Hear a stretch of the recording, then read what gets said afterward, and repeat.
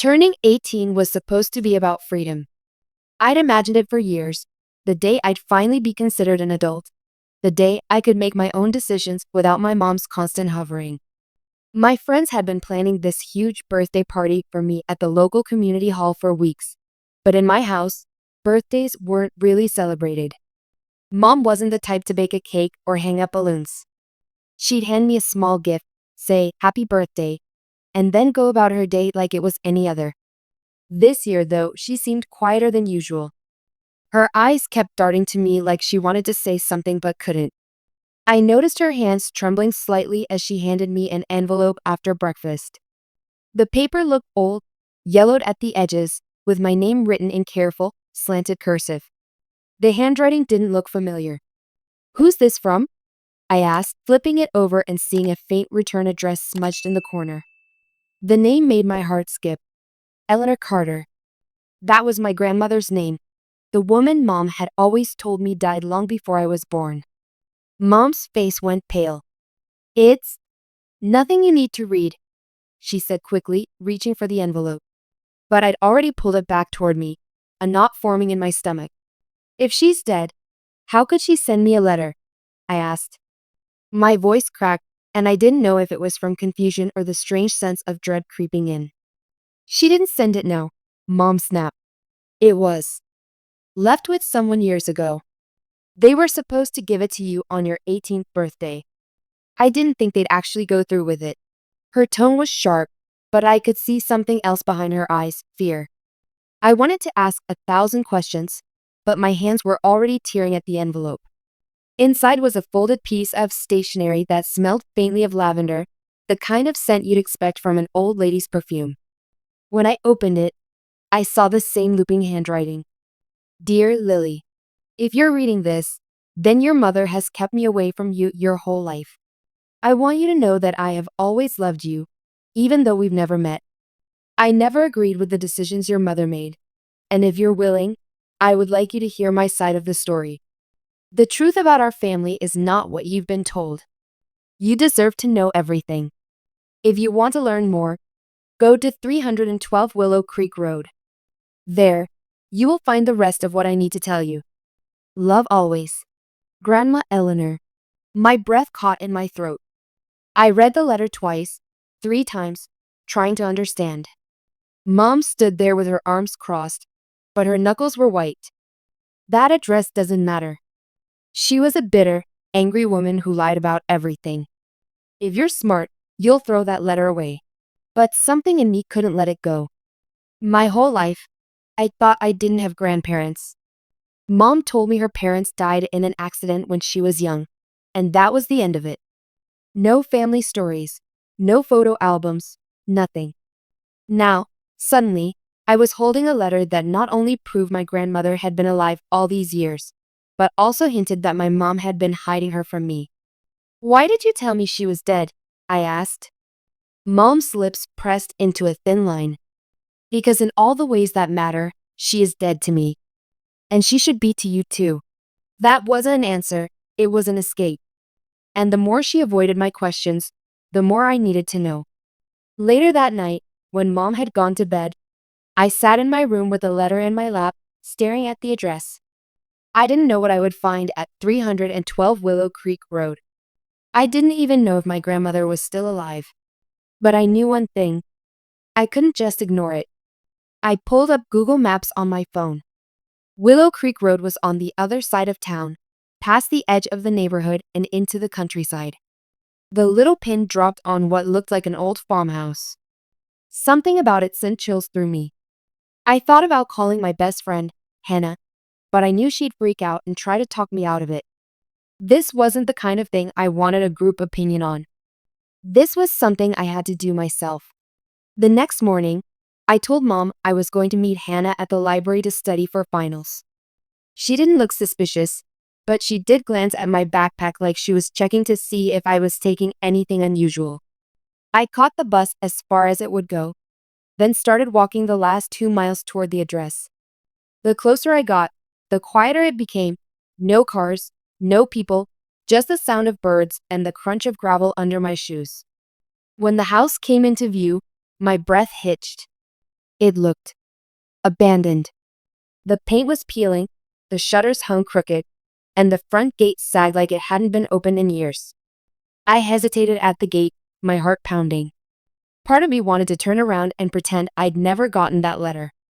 But another part, the louder part, needed to know why my mom had worked so hard to keep me away from this place. I pushed the gate open and stepped inside. The air smelled faintly of dust and wildflowers. And then I saw it, on the front porch, leaning against the door, was a small wooden box with my name carved into the lid. It looked like it had been waiting for me for a very, very long time. My fingers trembled as I picked up the wooden box. It wasn't heavy, but it had a weight to it, a kind of emotional heaviness I could feel in my chest. The lid was smooth, though worn in places, and the carved letters of my name looked freshly polished, as if someone had made sure they would stand out the moment I arrived. A small brass lock held it shut, but hanging from the handle was an old-fashioned key tied with a faded pink ribbon. I hesitated for a long moment, my heart thudding in my ears, before untying the ribbon and sliding the key into the lock. It clicked open with surprising ease. Inside, nestled on a bed of yellow tissue paper, were items that felt like they had been plucked from another lifetime: a photograph, a stack of letters, and a delicate silver necklace with a pendant shaped like a tiny bird in flight. The photograph was the first thing I picked up. It showed a young woman in her 20s standing in front of a large oak tree, smiling in a way that felt both warm and distant. Her dark hair was pulled into loose waves, and she wore a dress patterned with tiny daisies. It took me a second to realize who I was looking at. She had my eyes. This was Eleanor, my grandmother.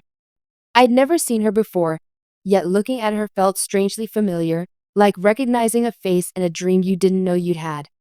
My fingers traced over her outline in the photo, and I felt a lump rising in my throat. Beneath the photograph was the stack of letters, all bound together with twine. The top one was labeled in that same looping handwriting as the letter I'd received on my birthday.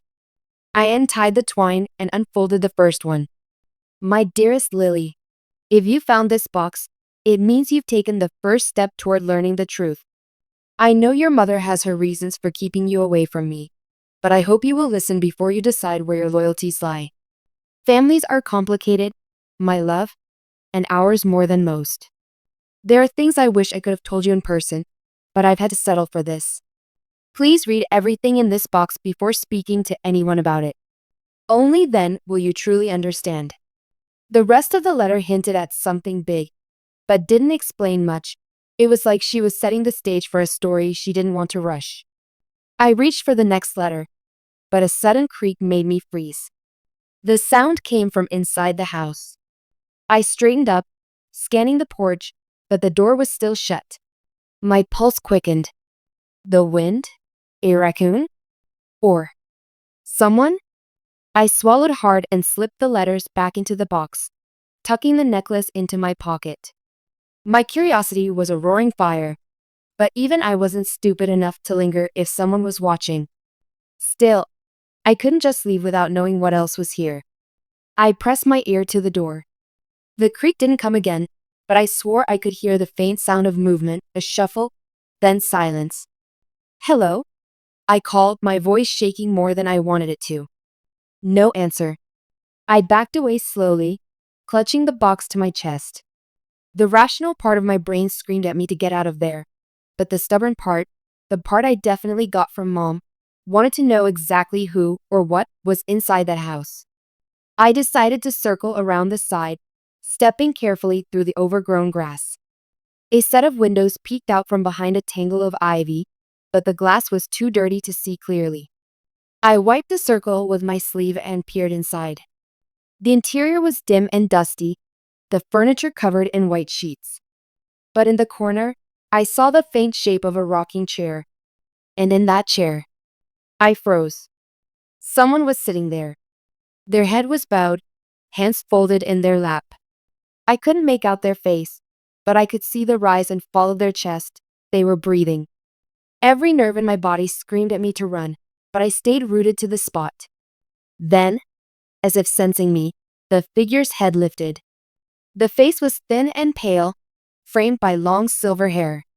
The eyes, sharp, piercing, locked onto mine. And for a moment, I couldn't breathe. It was her. The woman in the photo. My grandmother. But before I could react, she raised a finger to her lips in a silent SHHH. I stumbled back, heart racing, and tripped over a root. By the time I scrambled to my feet and looked again, the chair was empty. I didn't remember running, but somehow I ended up back at the bus stop, clutching the box so tightly my knuckles ached. The whole ride home, I kept replaying what I'd seen, trying to convince myself it wasn't just my imagination. When I got home, Mom was in the kitchen. She looked up as I walked in, her eyes narrowing instantly at the sight of the box. "Where did you get that?" she demanded, her voice sharp and cold. My mouth went dry. "From her," I said. The air between us grew heavier. "You went there," she said, not a question, but an accusation. I nodded. Her jaw clenched. "I told you not to get involved in her lies." "She's alive, isn't she?" I shot back. Mom's lips parted, but no words came out. That was my answer. Without saying another word, I went upstairs and locked my bedroom door. I didn't know what game my grandmother was playing, but I knew this. My mom had lied to me my whole life. And whatever the truth was, it was going to change everything. I couldn't sleep that night. The box sat on my desk, practically glowing in the dim light from my phone charger, like it was daring me to open it again. I kept thinking about those piercing eyes staring at me from the rocking chair and the way she'd raised her finger to her lips. It wasn't just about curiosity anymore. It was about trust, or the lack of it. For 18 years, I had believed what my mom told me. That we had no grandparents. That the family tree ended with her. But now I had proof she'd been lying. When the house went quiet, I sat cross-legged on my bed and pulled the box toward me. I untied the twine again, smoothing out the second letter in the stack. "My dearest Lily, you don't know me, but I have known about you since the day you were born. I wanted to hold you, to be there for your first steps, your birthdays, your school plays. But I wasn't allowed. Your mother made sure of that. I am not writing to make you hate her. I am writing because there are things you need to understand about our family, about her, about me, and about a man you have never met but who changed everything." A man? My eyebrows knit together. Who was she talking about? I read on. "Before your mother was born, our family was tangled in a mess of secrets. There were betrayals, lies, and a choice I made that I regret every single day. Your mother never forgave me for it, but she doesn't know the whole truth either. If you are willing, there are people in this town who can tell you their side. Ask for Margaret at the Willow Creek Cafe. She knows more than anyone." I set the letter down, my mind buzzing. Margaret. Willow Creek Cafe. This was becoming less of a letter and more of a treasure map, each clue pulling me deeper into something I wasn't sure I was ready for. But I couldn't exactly waltz into a cafe and start interrogating strangers without Mom noticing I'd gone missing again. I decided to try a softer approach. The next morning, I came downstairs to find Mom already at the table with her coffee. Her eyes flicked to me, then to the box in my hands. "I'm not giving it back," I said flatly. Her jaw tightened, but she didn't reach for it. "You think she cares about you? That woman only cares about herself. She's poisoned everything she's ever touched." "You mean she's poisoned you?" I shot back. "What happened between you two that was so bad you had to erase her from my life?" For a second, I thought I saw something, guilt, maybe, flash across her face. But she masked it quickly. "You're too young to understand." I laughed bitterly. "I'm 18. I'm literally an adult now." Her lips pressed together. "There are things you don't need to know. Things that will only hurt you. Or things that will make me see you differently?" I asked. That landed like a blow. She stood abruptly, her chair scraping against the tile, and walked out of the room without answering, which told me more than if she'd just denied it. By noon, I'd made up my mind. If she wasn't going to tell me, I'd find out myself. I looked up the Willow Creek Cafe on my phone, It wasn't far from the farmhouse. I told Mom I was going to Hannah's again, grabbed my backpack, and caught the bus. The cafe was the kind of place you could miss if you weren't looking for it. Small, with mismatched chairs and a bell above the door that jingled when I stepped inside. The smell of coffee and fresh bread wrapped around me like a hug. Behind the counter stood a woman in her 70s with silver hair pulled into a neat bun. Her name tag read Margaret. I walked up, my heart pounding. Hi, are you Margaret? She gave me a polite smile. I am. Can I get you something, dear? I think you might know my grandmother.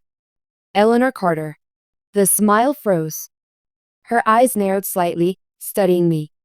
And you are? Lily. Her granddaughter. The air shifted instantly. She set down the mug she was drawing and motioned for me to follow her to a booth in the corner. Once we sat, she leaned forward, lowering her voice. Your grandmother told me one day you might come looking. She said if that ever happened, I should tell you the truth before anyone else could twist it. I swallowed. What truth? Margaret sighed, glancing toward the door as if checking we were alone. Your mother and Eleanor, they didn't just drift apart. There was a man, your grandfather. He wasn't the man Eleanor married. He was someone else. Someone your mother loved, and Eleanor betrayed her. My stomach dropped. Betrayed her how? Margaret hesitated, her gaze softening. It's not my place to give you every detail.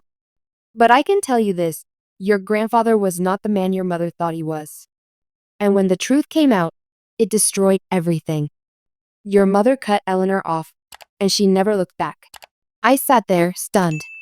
The story felt half told, full of jagged edges and missing pieces. Why didn't she tell me? I asked. Because, Margaret said gently, she wanted to protect you from the pain. But protection can feel a lot like control when you're on the other side of it. I thought of the photo, the necklace, the way my grandmother had looked at me through the window. Was she the villain Mom made her out to be, or just another flawed person caught in a web of bad decisions? Margaret reached into her apron and pulled out a small envelope. Your grandmother asked me to give you this if you ever came. I've kept it for years. My hands shook as I took it. Inside was a single sheet of paper with one line of handwriting. If you want to hear my side of the story, meet me at the farmhouse at midnight. Come alone. When I left the cafe, the weight of the envelope in my pocket felt heavier than the box in my backpack. I knew going back there at midnight was risky. I didn't know what my grandmother wanted from me or what I'd find. But I also knew I'd never forgive myself if I didn't go. The truth was calling, and I was done ignoring it. The night air was cold enough to bite at my cheeks as I slipped out my bedroom window, landing softly in the damp grass. Mom's door was closed, the faint glow of her bedside lamp still on. I didn't give myself time to think about what I was doing. If I hesitated, I'd lose my nerve. I dressed in dark jeans and a hoodie, with the necklace from the box tucked under my sweatshirt. I don't know why I wore it, but it felt like some kind of invisible armor. The bus didn't run this late, so I walked the whole way to Willow Creek Road. My sneakers crunched over gravel, each step pulling me closer to answers I wasn't sure I was ready for. The farmhouse loomed out of the darkness, even more haunting under the moonlight.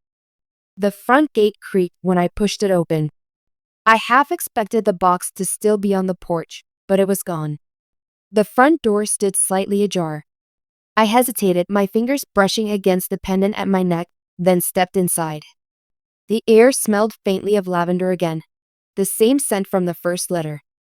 The living room was dim, lit only by a single lamp in the corner. And there she was, sitting in the same rocking chair. Her silver hair glowing in the light was Eleanor, my grandmother. She smiled faintly. You came. My throat tightened. I wanted to say 100 things, but the words got stuck somewhere between my mind and my mouth. I managed to shaky, why did you send me that letter? Her eyes softened. Because I wasn't willing to let my story die with me. Your mother and I have history. Painful history. But she's told you only her side. And I thought you deserved to hear mine. I moved closer, my pulse hammering. She told me you lied about everything. That you destroyed our family. A flicker of sadness crossed her face. Your mother was hurt. Deeply. And when people are hurt, they rewrite the truth to protect themselves. I sank into the couch across from her. Then tell me, what happened? She leaned back, the chair creaking softly. Your mother was 17 when she met Daniel. He was charming, older, and she thought he was the love of her life. She told me she wanted to marry him the moment she turned 18. But I saw things she didn't, signs that he wasn't who he claimed to be. I frowned. What kind of signs? He lied about his job, his family, where he lived. And then, one night, I found proof he was already married to someone else. I blinked. What? Eleanor nodded slowly. I confronted him. He begged me not to tell your mother. Said he was planning to leave his wife, that he loved her. I told him if he didn't end things, I would. And when he refused, I went to your mother and told her everything. I could picture the explosion that must have caused. She didn't believe me, Eleanor continued. She called me a liar, said I was jealous of her happiness. And then, she ran away with him. I leaned forward. What happened to him? Her lips pressed into a thin line. 2 months later, she came back. Alone. Pregnant. He had disappeared, and she never heard from him again. The room felt colder suddenly. Pregnant? With me? Eleanor nodded, her eyes glistening. She blamed me for driving him away. Said if I had stayed out of it, he would have stayed, and you would have had a father. I sat there, stunned. All these years, I'd thought my dad was just absent, that he'd never wanted to be around. But the truth was messier, tangled with lies and half-truths from both sides. But that's not all, Eleanor said quietly. The real reason she hates me is because I went to court to try to get custody of you when you were a baby. I was terrified she couldn't take care of you alone. She saw it as betrayal. She won the case, but she told me if I ever came near you again, she'd make sure I regretted it. My breath caught. So you didn't just disappear. She made you disappear. Her gaze held mine. I never stopped loving you, Lily. Not for a single day. I wanted to believe her. God, I wanted to. But my head was spinning. Why didn't you try harder? Letters? Calls? Something? She looked down at her hands. I did. She intercepted them. And after a while, I thought maybe the kindest thing I could do was to stay away and hope she'd tell you the truth someday. But when I realized she wouldn't, I made this plan. The letter on your 18th birthday. The box. And now, this. Silence settled between us, heavy and fragile. I don't know who to believe, I admitted. That's the thing about family, Eleanor said softly. The truth usually lives somewhere in between the stories we tell ourselves. She reached into her pocket and pulled out a folded piece of paper. This is the last thing I can give you. It's an address. Someone there will tell you more about your father, things even your mother doesn't know. I took the paper, my hand trembling. The address was in a neighboring town. Before I could ask anything else, Eleanor's expression changed. She glanced toward the window, her face tightening. You need to go. Why? I whispered. Because your mother is here. My heart lurched. I stuffed the paper into my pocket, grabbed my bag, and slipped out the back door just as headlights swept across the front yard. I didn't dare look back. I ran through the field behind the farmhouse, my breath coming out in sharp bursts. The grass was wet with dew, soaking through my sneakers, but I didn't stop until the warm glow of the road's streetlights replaced the pale silver of the moon. Only then did I dare to slow down, checking behind me. No headlights, no footsteps, just the whisper of the wind through the trees. By the time I made it home, the adrenaline had drained out of me, leaving a knot of dread in my stomach. I climbed back through my window, thinking I was safe. But she was waiting for me. Mom sat on my bed, the box from Eleanor in her lap. Her face was unreadable, but her grip on the wooden edges looked like she was holding on for dear life. I followed you, she said simply. My stomach dropped. You think I wouldn't notice you sneaking out? You think I didn't already know where you were going? Her voice wasn't loud, but it was sharp enough to slice through the air. I tried to stand tall, but my knees felt weak. Why, Mom? Why hide her from me? Why make me believe she was dead? Her eyes flashed. Because in every way that mattered, she was. That woman destroyed my life. I took a shaky breath. She told me about Daniel, about how he lied to you, about how you ran away with him. For a second, her expression cracked, but she recovered fast. Of course she told you her side. Did she tell you she threatened him? That she told him he'd never see you if he stayed with me? She scared him off, Lily. She took away the one person I loved most. I stared at her. But he was already married. Her lips pressed together like she was swallowing something bitter. Yes. And I knew that. I didn't care.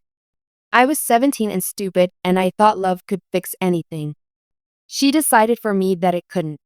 The confession hung between us. So you've been lying to me my whole life to protect your version of the truth, I said quietly. Her eyes glistened, but she didn't let the tears fall. I was protecting you from a woman who manipulates everyone she touches. She tried to take you from me, Lily. She went to court to make me look unfit. I couldn't let her win. I couldn't let her poison you against me. I sat down at my desk, the paper with the address Eleanor had given me burning in my pocket. And what about my father? Do you even know where he is? Her face closed off completely. If I did, I wouldn't tell you. Something in me snapped then, not in anger, but in clarity. I was standing between two women who had spent my entire life fighting a war over me, and neither of them seemed to realize I wasn't a prize to be won. I'm not choosing between you, I said. Her head jerked up. That's not how this works. It's exactly how this works, I said. My voice didn't even shake. You have your truth. She has hers. And somewhere in between is the actual story. I'm going to find it. All of it. Even if it means hearing things I don't want to hear. Her eyes hardened. If you go to her again, I cut her off. If I go to her again, it's because I'm an adult and I get to decide who I have relationships with. The silence that followed was suffocating. I could see it in her face. This wasn't a battle she was going to give up on easily. But for the first time, I wasn't afraid of that. The next morning, I packed a small bag.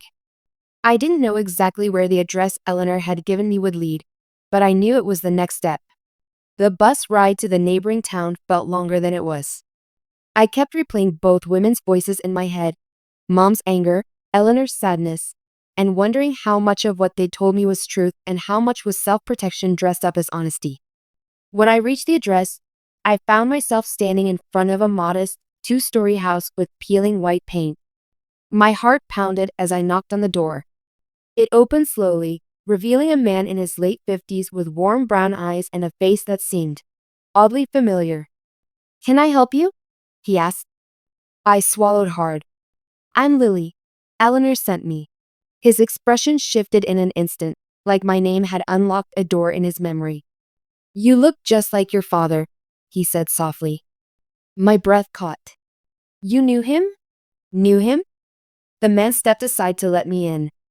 I was his brother. Hours later, when I finally walked out of that house, my mind was spinning. I'd learned that Daniel, my father, hadn't just left. He disappeared after a car accident that left him in a coma for months. By the time he woke up, Mom had already shut every door between them. He tried to reach out, but Eleanor and Mom's war had swallowed any chance of reconciliation. He died 2 years ago. I stood on the sidewalk, the afternoon sun warming my face, feeling a strange mix of grief and relief. Grief for the father I'd never know, and relief that I finally had pieces of the puzzle neither of them had been willing to give me. The truth wasn't neat. It wasn't one side or the other. It was jagged and messy and full of choices I would never fully understand. But it was mine now. When I got home that evening, Mom was in the kitchen, pretending to chop vegetables like she wasn't waiting for me. She didn't ask where I'd been. I didn't tell her. But when I passed her, I said, I know about Dad. All of it. Her hand froze on the cutting board. She didn't look at me, but her voice was quieter than I'd ever heard it. Then you know why I did what I did. I paused in the doorway. I know why you think you did what you did. Her shoulders tensed, but she didn't turn around. And I didn't stay for the argument I knew would come. I went upstairs, sat at my desk, and took out the letters from Eleanor. I read them all again, not to choose sides, but to understand. Because if there was one thing this whole mess had taught me, it was that sometimes the truth isn't about who's right. It's about what you do with it once you have it. And I wasn't going to erase anyone from my story. Not anymore.